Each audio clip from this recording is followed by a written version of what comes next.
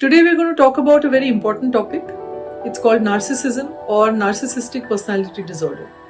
And you may have come across this phrase because there is increasing awareness about the issue and many people are talking about it, particularly in relationship to abusive and toxic relationships. So who was Narcissus, after whom this personality disorder is named? Narcissus was a hunter in Greek mythology. And apparently one day he was going through the woods, came across a very calm lake, and he bent over to look at himself and just found himself so handsome and amazing and wonderful that he got completely lost in just staring at himself in the mirror of that lake. So you can imagine what is narcissistic personality disorder. These are people who are so self-absorbed and so full of themselves that they have very grandiose ideas of their self-image. They like to imagine that they are the best, the most powerful, the most amazing, the most wonderful. And you may have heard some people who are overt narcissists who say these things openly in public, are constantly looking for external validation. These are the people for whom status symbol matters over everything else because the only important thing for them is the opinion of other people. These are people who actually have very low self-worth and very low self-esteem. They have an inferiority complex in many ways, and to make up for it, they show up as this very grandiose person, constantly demanding attention and making themselves out to be the best.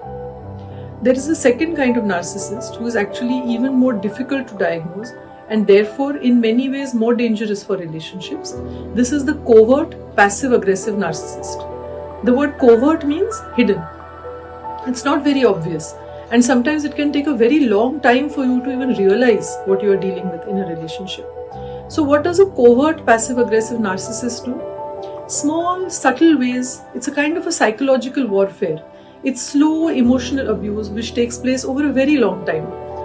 The trouble with diagnosing covert passive-aggressive narcissism is that it's not very obvious.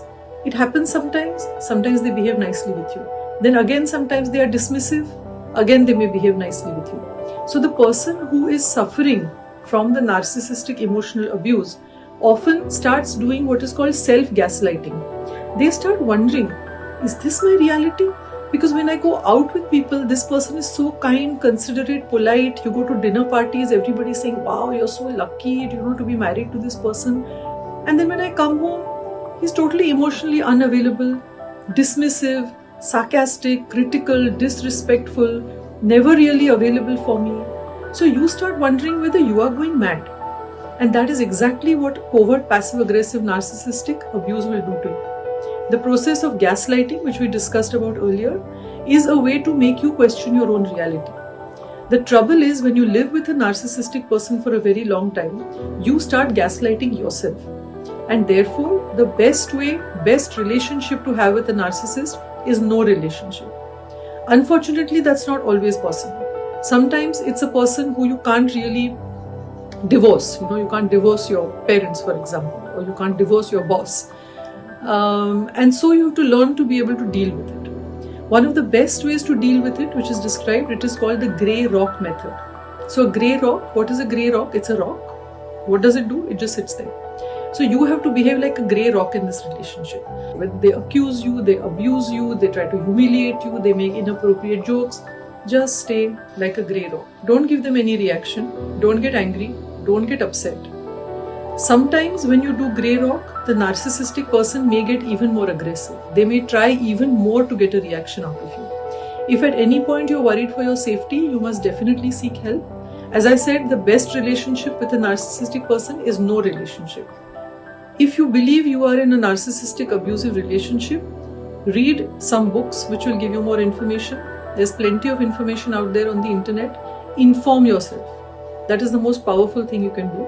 So inform yourself, look after yourself, find every support that you can possibly get, and as early and as safely as possible, move on and leave the narcissistic person behind.